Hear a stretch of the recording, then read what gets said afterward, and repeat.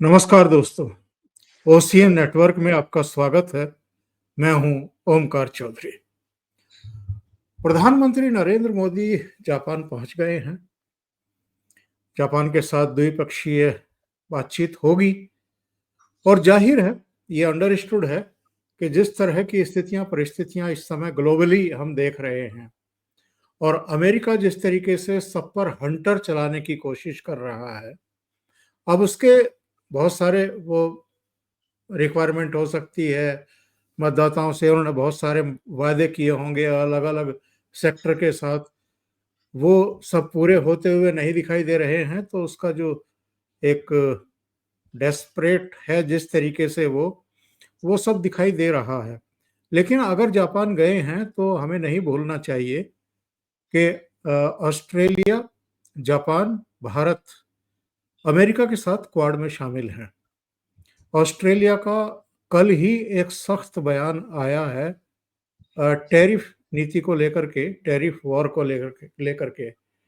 Japan से हालांकि उनकी ट्रेड डील हो चुकी है, वो जापान पर अपनी इच्छाएं थोप चुके हैं, ये सबको पता है।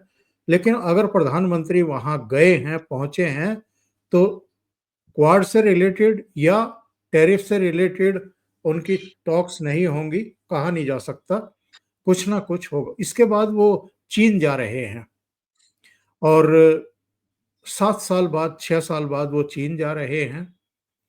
ज़ाहिर है इसकी तैयारियां हैं क्योंकि चीन के विदेश मंत्री भारत आए थे, दिल्ली आए थे, तो पहले से ही एक रोड मैप तैयार कर लिया गया है, किन मुद्दों पर आगे बढ़ना है, क्या-क्या बातें होनी है, कौन से समझौतों पर सिग्नेचर होने हैं। ये जो जापान और चीन की यात्रा है, वो कैसे समय हो रही है, आप हम जानते हैं, मुझे दोहराने की ज़रूरत नहीं है। बेहद महत्वपूर्ण यात्रा मानी जा रही है और एक त्रिकोण बनता है फिर रूस के साथ। और हमें ब्रिक्स भी नहीं भूलना चाहिए, जिसकी अध्यक्षता अगले साल भारत के पास आनी है और जिससे डोनाल्ड ट्रंप अगेन मैं कहूँगा कि चिढ़े बैठे हैं बिल्कुल। उनको लगता है कि ब्रिक्स जैसे-जैसे आगे बढ़ रहा है, उसके डॉलर की तो बाट लग रही है। मेरे साथ जुड़ रहे हैं आदि अचिंत साहब और बारीकियां उनसे अधिक और कौन समझता है, तो उन्हीं से समझने की कोशिश करते हैं और इस चर्चा को आगे बढ़ाते हैं। आदि जी, बहुत स्वागत है आपका। नमस्कार नमस्कार। Sir, thank you. आदि जी, एक हेडलाइन पर नजर डालते हैं, ये आज सुबह की है। इसमें कहा गया है कि पहले 25% टैरिफ हटाए अमेरिका, तभी होगी ट्रेड डील पर कोई बात। भारत ने ट्रंप को भेजा मैसेज। ये तो एक तरीके से टिट फॉर टैट वाली नीति भारत ने अपना ली है।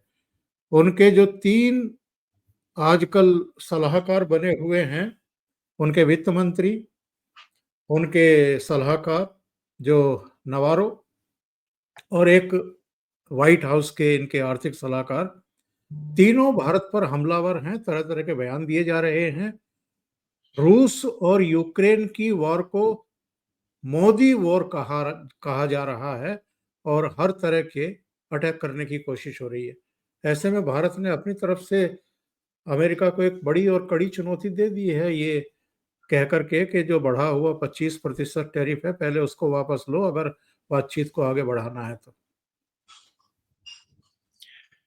देखिए सर, इसके अंदर आपको थोड़ा कॉन्टेक्स्ट में इस चीज़ को देखना पड़ेगा। सबसे पहले आपको एक चीज़ देखनी पड़ेगी कि भाई इंडिया की तरफ से जो भी बात करी जा रही है, हमारी तरफ से तो बड़ा क्लियर है कि साहब ये सब चीज़ें आप थोड़ा you know you are not fair, और ये जो हमने स्टेटमेंट पहले दिया था that pretty much stands.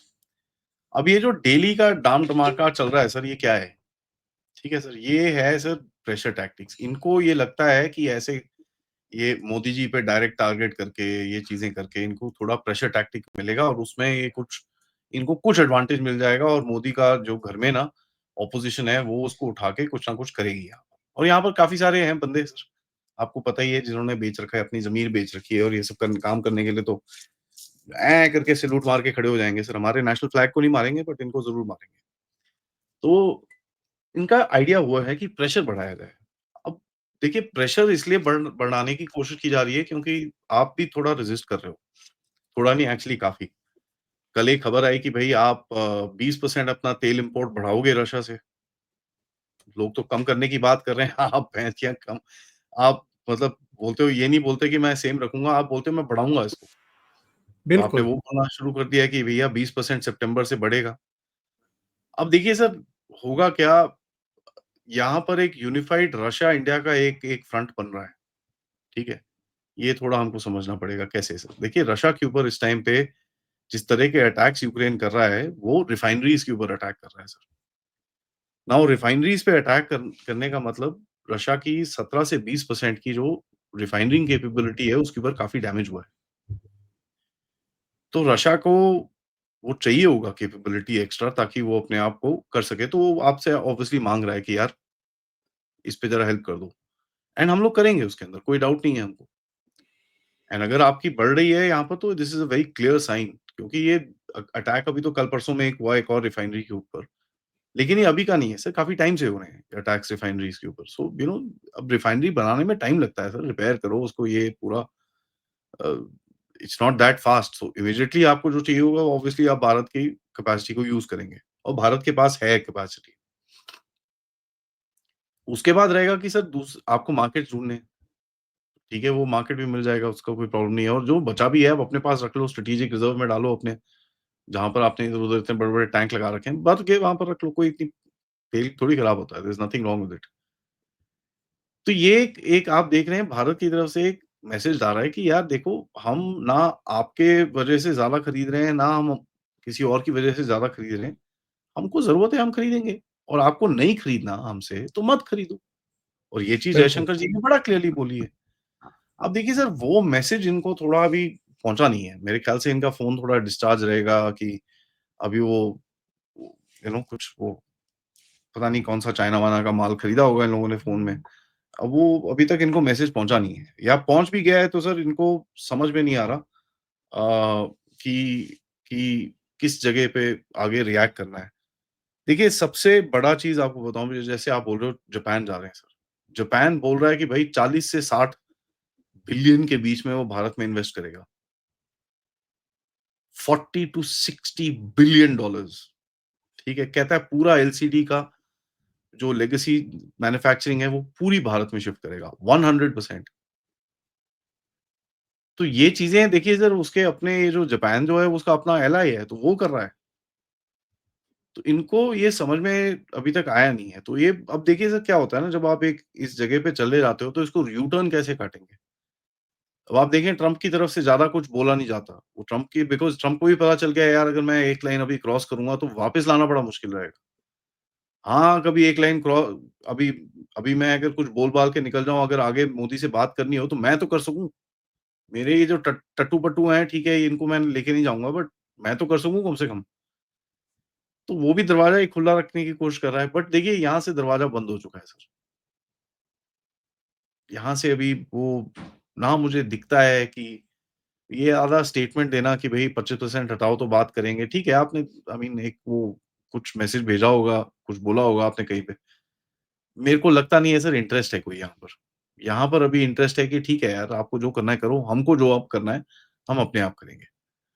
And ये चीज़ आप देखते हैं मोदी जी के बयानों में से, बाकी जो मिनिस्टर्स आ रहे हैं उनके बयानों में से, इंडस्ट्री में इस टाइम पे थोड़ा-सा डर है, जो अफेक्टेड इंडस्ट्री है, बट इतना नहीं है सर। हम देख रहे हैं काफ़ी लोगों के बयान भी आ रहे हैं कि भैया एकदम वो खत्म हो गया। तो देखिए, मेरे को लगता नहीं है कि ये जो प्रेशर टैक्टिक्स करने की कोशिश कर रहे हैं, उसका कोई फ़ायदा होगा और ये इनको या तो समझ में आएगा या समझाया जाएगा सर। अब वो देखना है या ये अपने आप समझेंगे, अपने आप रुकेंगे, नहीं तो ये पीटर नवारो का एक बयान देखिए कितना वाहियात बयान है। यूएस में भारत की वजह से सब हार रहे हैं, ग्राहक, कारोबारी, मजदूर सब हार रहे हैं भारत की वजह से। नौकरियां जा रही हैं यूएस में भारत की वजह से, कमाई कम हो रही है भारत की वजह से, वेतन का नुकसान हो रहा है भारत की वजह से, टैक्स देने वाले भी हार रहे हैं भारत की वजह से। क्योंकि हमें युद्ध को फंड करना पड़ रहा है। ये सब क्या है आदि जी? इसको प्रेशर टैक्टिक्स कहेंगे, हताशा कहेंगे, या आप अंदरूनी जितनी प्रॉब्लम्स हैं अब उसका सबका ठीकरा भारत के सिर पर फोड़ने पर आमादा हो गए हैं? और क्या ये बिना ट्रंप की रजामंदी के इस तरह के वाहियात बयान दे सकते हैं? देखिए सर, जैसे पिछली बारी मैंने आपके शो में बताया था, ये गेम तेल का है सर, ठीक है? और ये अगर आप देखेंगे ये नवारो साहब और इनकी आप पूरे बैकग्राउंड में जाएँगे सर, आपको सिर्फ़ एक ही चीज़ दिखेगा कि ऑयल लॉबी इनको कहीं न कहीं सपोर्ट करती है, ठीक है? तो इनके डोनर्स में देख लीजिए, आपको पता चल जाएगा क्या है, क्या नहीं है। और पिछली बारी मैंने आपको बताया था, आपने जो एक दरवाज़ा खोला है तेल सेलर्स का, उसके अंदर इनको काफ़ी दर्द हुआ है और वो आप देख रहे हैं बार-बार, बार-बार, बार-बार। अब क्या तो ये नवारो साहब ये बोलना चाहते हैं कि एक डेड इकोनॉमी, जैसे इन्होंने हमको बोला था, कि एक डेड इकोनॉमी एक best economy in the whole world को इस टाइम पे आउट सप्लाई कर रही है इन टर्म्स ऑफ फाइनेंस? बड़ा सिंपल सा सवाल है सर। आप तो दुनिया की सबसे बड़ी इकोनॉमी हो, आपके पास $28 ट्रिलियन का जीडीपी है, हमारे पास तो $4.5 ट्रिलियन का है। क्या आप हमें ये बोल रहे हो कि हमारे तेल खरीदने की वजह से आप कंगाल हो रहे हो? तो फिर तो सर भारत को तो फिर तीसरे नंबर, हम तो क्या चौथे नंबर पे बैठे हैं, हम तो फिर नंबर 1 से भी ऊपर हैं सर। तो क बिल्कुल। देखिए इनका लॉजिक ही उल्टा है। मेरे को ये I mean I am not able to understand their logic. इनका लॉजिक ही पूरी तरह से उल्टा है और यही चीज़ ये रशिया के साथ भी करते हैं। आप देखिए सर, एक तरफ बोलेंगे रशिया की इको देखो रशिया वो यूक्रेन ने रशिया को ठोक दिया, ठोक दिया, ठोक दिया, रोज़ इतने मर रहे हैं, 1 लाख, 2 लाख, 5 लाख, 25 लाख, 30 लाख, पता नहीं क्या-क्या, क्या-क्या बोलेंगे। दूसरी तरफ से एक साँस लेंगे और दूसरी तरफ से बोलेंगे, "ओह! रशियन आर्मी पहुँच रही है जर्मनी के अंदर।"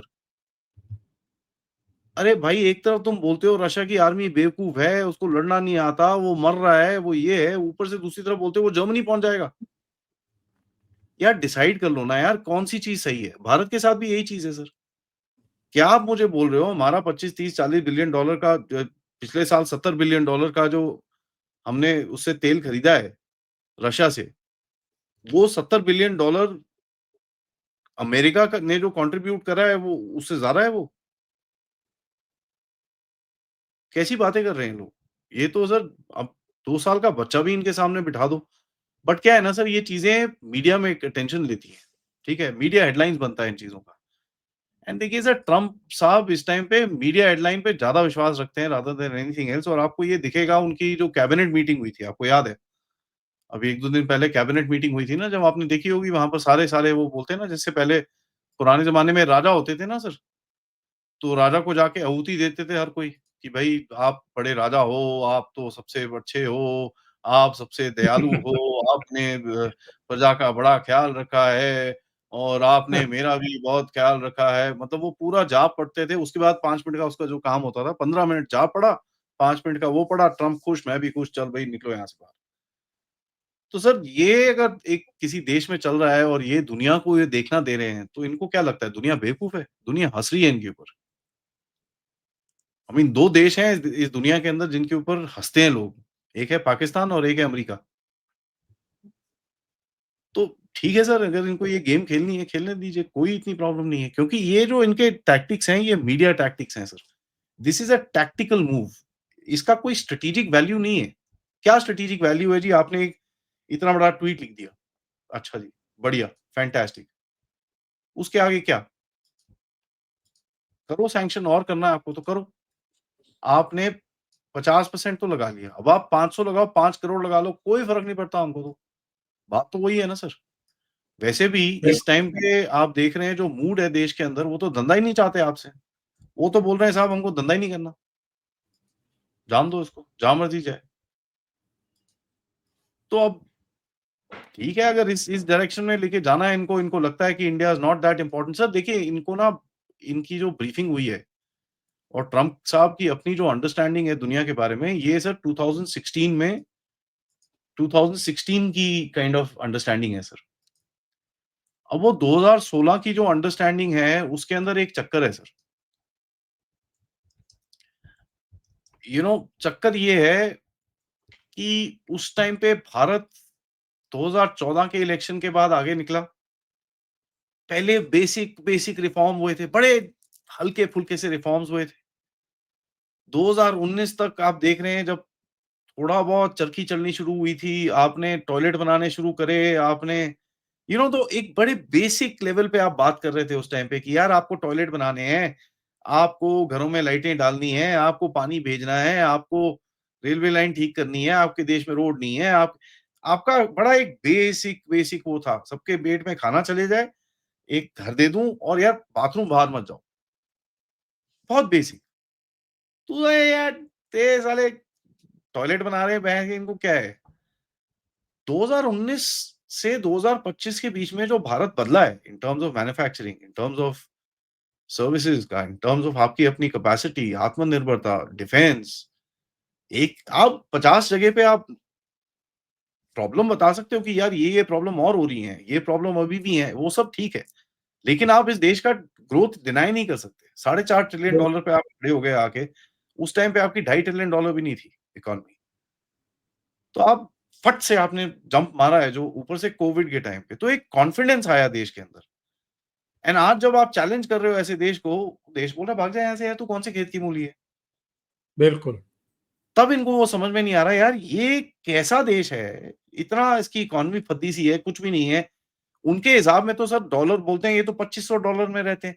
अब इन गधों को ये नहीं पता $2500 बहुत होते हैं भारत के अंदर। बिल्कुल। बिल्कुल। ठीक है? जो एक एक छोटा-सा एग्ज़ाम्पल मैं बार-बार देता हूँ सर, आप कहीं मतलब जो लेबर वाले लोग होते हैं, दिल्ली में, इधर पे बैंगलोर में, आपको पन 20, 25, ₹30 में खाना मिल जाता है, दाल मिल जाएगी, चावल मिल जाएगा, एक सब्ज़ी मिल जाएगी। यस। ₹50 मैक्सिमम। सर, आप मुझे बताओ आधे डॉलर में अमेरिका में क्या मिलेगा? तो जो ये जो कंपैरेटिव है कि साहब वो उनकी वो जीडीपी इतनी है, पर कैपिटा इतना है, तुम्हारा इतना है, तुम तो लल्लू। यार ₹1,00,000 में अगर भारत में किसी को ₹1,00,000 मिले, किसी हस्बैंड वाइफ और बच्चों को, 2 बच्चों को, वो बड़ी खुशी ज़िंदगी जीते हैं। उनके पास छोटी-सी गाड़ी होती है, अपना घर बना लेते हैं वो लोग, बाहर जाते हैं, छुट्टियाँ मनाते हैं, सब कुछ करते हैं। अब ₹1,00,000 में सर $1,000 में आप कुछ नहीं कर सकते अमेरिका के अंदर। तो ये कंपैरेटिव नहीं है और ये इन लोगों को पता नहीं है। ये देश सर एक अलग जगह पे खड़ा है। ऑल्दो आप पॉलिटिकल ऑपोज़िशन ये वो सब जो आवाज़ें चलती हैं, वो सब चलता रहेगा। बट जो सड़क पे बंदा है उसको आप देखिए, उसके हाथ में मोबाइल है, नीचे टू व्हीलर है उसके हाथ में, ग्रोथ हुई है। अब वो इनको समझ में नहीं आया है कि यार ये चेंज हुआ है इंडिया के अंदर। ये वही इनकी कैलकुलेशन पुरानी है कि ये बैठ जाएगा। ऊपर से सिंदूर के टाइम पे इन्होंने आँखें दिखाने की कोशिश करी हमारे को कि लो मत मारो, ये करो, वो करो। हमने कहा भाग जाओ यहाँ से और जिस तरह से मारा वो भी देखा उन्होंने। अभी आपके ऊपर दोबारा प्रेशर डाल रहे हो, वो फिर बोल रहे हो आप भाग जाएँ यहाँ से। तो ये उनको बैठ ही नहीं रहा सर। और यहाँ पर देखिए डीप स्टेट के भी काफ़ी जो पार्ट्स हैं वो अभी बोलना शुरू हो गए हैं। ठीक है कि यार ये क्या कर रहे हो? भाई India is not the enemy. ये मत करो ये। तो उन्होंने भी अभी आवाज़ें उठानी शुरू करी हैं, तो ये बदलेगा सर, इसको यू टर्न मारना पड़ेगा। अब वो भारत मानता है कि नहीं मानता, वो आगे जाके देखेंगे। और ये जो इनके गे वित्त मंत्री हैं, स्कॉट बेसेंट, ये जो कभी कहते हैं कि भारत अड़ियल, कभी कहता है कि संबंध सुधरेंगे, कभी कहता है कि ट्रेड होगा, थोड़ा सा टाइम लगेगा। और ये सब मतलब इन जो, हालांकि आप कह रहे हैं कि ये सब टैक्टिस है, प्रेशर टैक्टिस है, लेकिन इतनी वाहियात बातें करना कि ये मोदी वॉर है। कौन नहीं जानता है आदि जी कि रूस और यूक्रेन के बीच में अगर युद्ध हो रहा है 3 साल से ज्यादा समय से, तो ये केवल पश्चिम की, यूरोप की सनक की वजह से हो रहा है। इसमें मोदी का क्या लेना देना है? सर देखिए, अपनी जनता को कुछ तो बेचना है ना सर। कुछ तो बेचेगा अपनी जनता को। क्या बेचेगा सर? कि मैं कुछ कर ही नहीं पाया। मैंने बोला था कि भाई इतना मैंने वॉर, अब वो बेचेगा कैसे? ओह! दीज़ डैम इंडियंस, ये देखो ये जो हिंदुस्तानी है ये कर रहे हैं। इनकी वजह से ये हो रखा है। तो आपको एक वो बना रहा है। और आपको क्यों बना रहा है? क्योंकि सर आप उसकी, मैंने बताया जैसे तेल में आप उसकी अड़ंगी डाल रहे हो। तो ठीक है, आप भी पंगे ले रहे हो सर, ठीक है, अब नाउ देखिए सर ऐसा है, मैं ये नहीं बोल रहा कि आप फालतू में पंगे ले रहे हो। एक टाइम आता है हर किसी देश के अंदर जब वो एक बोलता है कि यार बस। अब जो देश वो बोलते हैं, वो आगे जाते हैं, जो देश नहीं बोलते और चुपचाप सो जाते हैं, वो सो जाते हैं सर। अब हमको डिसाइड करना है हमको कौन से देश में रहना है। इस टाइम पे मोदी जी को बोलो जी जाओ आप अमेरिका, वहाँ पर पेपर-वूपर जो दे साइन कर लो। सर मैं बता रहा हूँ आपको 8 से 10 ट्रिलियन डॉलर बना देंगे ये 2-3 साल के अंदर। इतना पैसा आएगा यहाँ पर ठगा-ठक एकदम, लेकिन आपकी सॉवरेनिटी नहीं रहेगी उसके बाद। अमेरिका की जी साहबगिरी करते रहोगे आप इधर-उधर। ये कर सकते हो आप, कोई यहाँ पर रेज़ीम चेंज नहीं होगा, कुछ नहीं होगा। मोदी जी बल्ले-बल्ले चारों तरफ मोदी जी को 5-6 नोबेल प्राइज़ भी पकड़ा देंगे लोग। बिल्कुल। साइन कर दो उसको पेपर। ठीक, ये चीज़ लोगों को समझ में नहीं आती है सर। आपको अगर अपना देश चाहिए, आप जो इतना जो लोग लड़ते हैं, ओह! ये मोदी वी के, मतलब you are proud of your country, right? If you are proud of your country then stand up and fight. एक बेसिक चीज़ होती है, बट वो अभी हमारे देश में नहीं है। अभी देखिए जैसे ऑपोज़िशन को देखिए, ओह जी! मोदी की वजह से पूरा क्या ब ब किसान सफ़र कर रहे हैं। अबे किसान कहाँ से सफ़र कर रहे हैं? गधों किसान को तो प्रोटेक्ट कर रहा है वो। ओह पूरी जी! तरीके से। ये बड़ा परेशानी है, इन्होंने क्या कॉटन की इम्पोर्ट से 11% ड्यूटी कम कर दी, तो सारा कुछ अब बाहर से आएगा। बेवकूफ पहले भी आ रहा था। अगर आप इम्पोर्ट की ड्यूटी कम कर रहे हो, मतलब आपका जो प्रोडक्शन प्राइस है वो कम हो जाएगा, मतलब आपका जो प्रोडक्ट फाइनल प्रोडक्ट रहेगा, जो भी कपड़ा रहेगा वो कॉम्पिटिटिव रहेगा। इवन अगर टैरिफ के बीच में भी आपको बेचना है, फिर भी कॉम्पिटिटिव रहेगा वो। बट इन लोगों को कौन अकल देगा सर वो? तो ये वही है सर, ये सारे एक ही थाली के चट्टे-बट्टे हैं। हमारे भी यहाँ पर फुदकते रहते हैं, उधर पे भी बड़े सारे फुदकते रहते हैं। अब इनका क्या इलाज रहेगा, क्या नहीं रहेगा तो टाइम ही बताएगा सर, बट बहुत जल्दी आने वाला है इसका इलाज।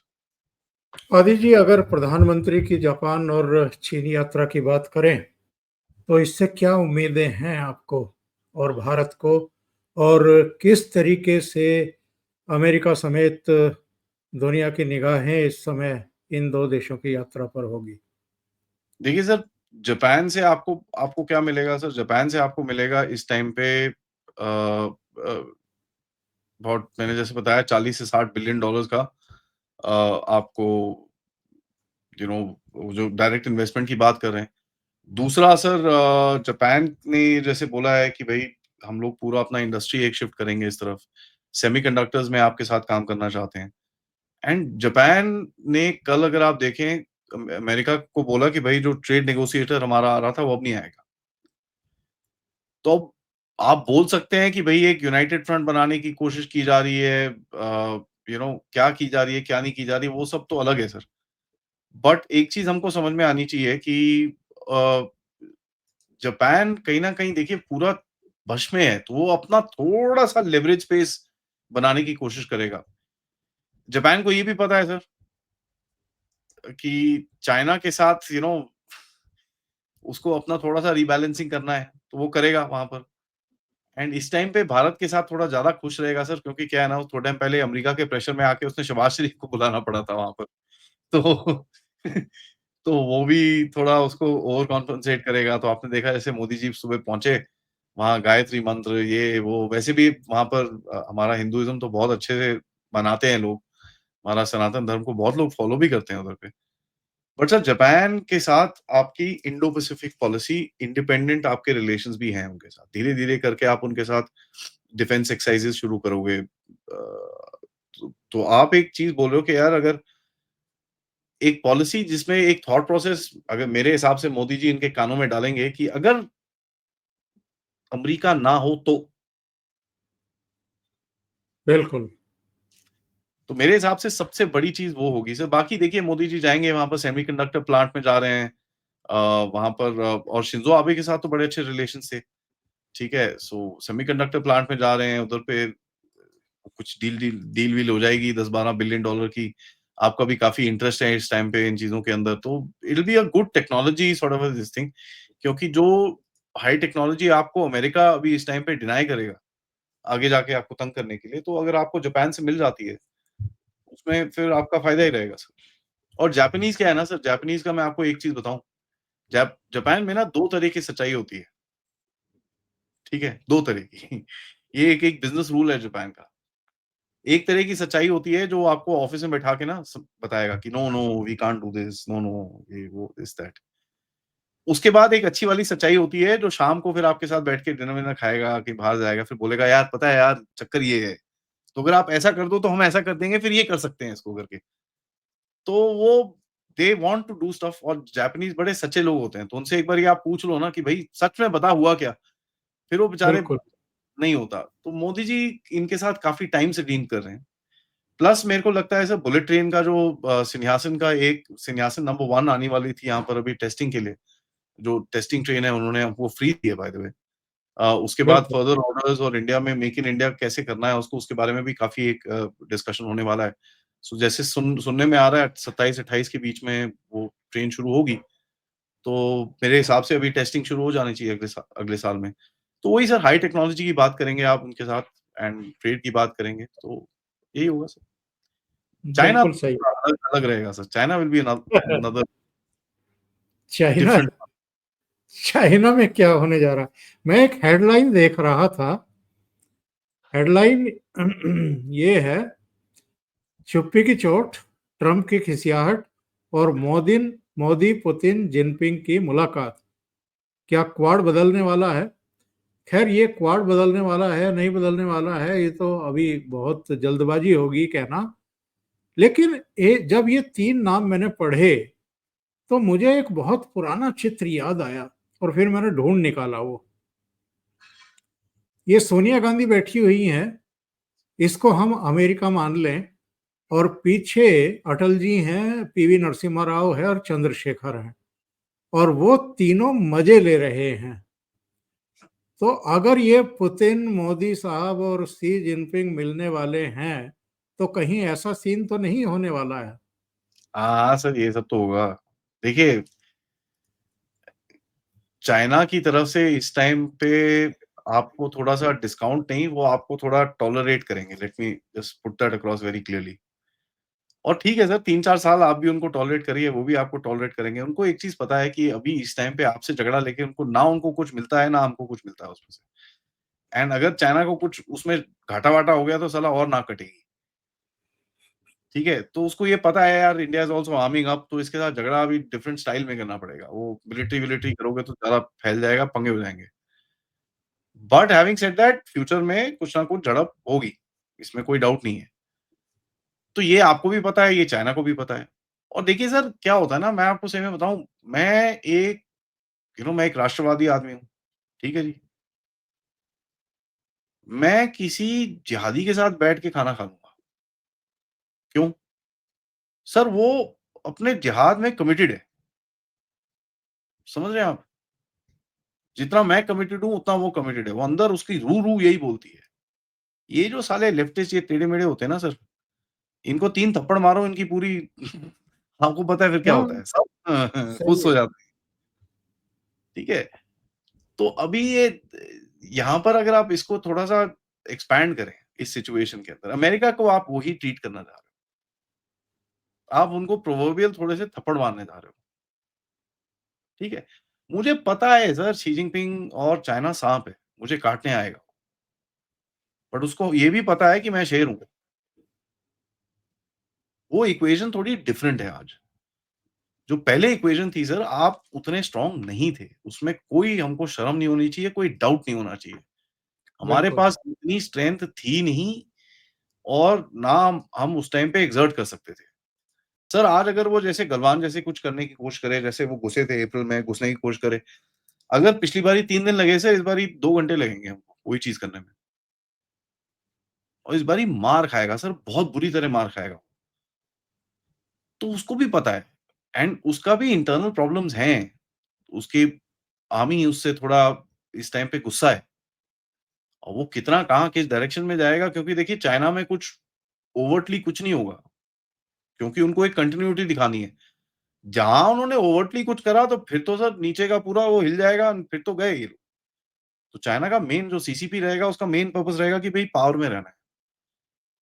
तो अभी आप पे थोड़ा-सा वो एडजस्टमेंट करेगा आपके साथ, अच्छा यार आप मेरे साथ यहाँ काम कर लो, मैं वहाँ काम कर लेता हूँ, मैं ये थोड़ा, तो कुछ ना कुछ गिव एंड टेक होगा सर, आपका भी कोई इसमें वो नहीं है। एंड यहाँ पर चाइना भी अमेरिका को मैसेज भेजेगा कि देख भाई, मैं जो जिस बंदे को तू मुझसे लड़ाने वाला था, मैं उससे देख बात कर रहा हूँ, आराम से खड़े होके। आप अमेरिका को भी यही मैसेज बोलोगे, देख भाई जिसको तू मुझसे लड़ा रहा था, मैं उसके साथ खड़े होके बात कर रहा हूँ। तो देखिए अमेरिका को ये एक सबकी तरफ से एक मैसेज जा रहा है, ग्रुपिंग और ये सब चीज़ छोड़ दीजिए, कि साहब अब आप ये जो आप सोलो सुपर पावर नहीं हैं। दुनिया में और भी पावर्स हैं। बिल्कुल। एंड मैं आपको ये चीज़ बता दूँ सर, हिस्ट्री बुक्स में ये लिखा जाएगा कि when India stood up to Trump, उससे वर्ल्ड ऑर्डर चेंज होना शुरू हुआ था। ठीक है? ये लिखा जाएगा, बात मान लीजिए मेरी। तो ये जो स्टैंड अप हुआ है, ये पिछली बारी हुआ था जब अमेरिका ने ब्रिटिश राज को स्टैंड अप किया था 55-56 में सुएज कनाल के ऑपरेशन के अंदर। वहाँ पर ब्रिटिशर्स को बोला था, ना वापस जाओ यहाँ से। और वहाँ सबको पता चल गया कि भई ब्रिटिश राज अब खत्म हो गया है, अब अमेरिका बन गया बाप-दादा दुनिया का। यहाँ पर वैसी घंटी नहीं है। यहाँ पर घंटी है कि साहब आप अभी बाप-दादा नहीं हो। यहाँ पर बहुत सारे और लोग भी हैं जो अभी इन चीज़ों में भाग लेंगे और ये चीज़ आपको एक्सेप्ट करनी होगी। अब वो करेगा नहीं, तो ये चलेगा और ड्रामा और थोड़ा टाइम तक। आदि जी, बहुत-बहुत धन्यवाद। चाइना की यात्रा के समय फिर से आपसे जुड़ेंगे, जब वो चाइना जी, पहुँचेंगे, तब चाइना पर हम फ़ोकस करेंगे। लेकिन अभी के लिए आपका बहुत-बहुत धन्यवाद और थैंक दर्शकों का भी बहुत धन्यवाद जो जुड़े। आप अगर इस चैनल को देख रहे हैं और आपको प्रोग्राम पसंद आ रहे हैं, तो लाइक करना ना भूलें। जिन्होंने सब्सक्राइब नहीं किया है, सब्सक्राइब कर लें और इस वीडियो को अपने फ्रेंड्स को ज़रूर भेजें, ताकि अधिक से अधिक लोगों तक ये पहुँच जाए। बहुत-बहुत धन्यवाद। नमस्कार। नमस्कार सर।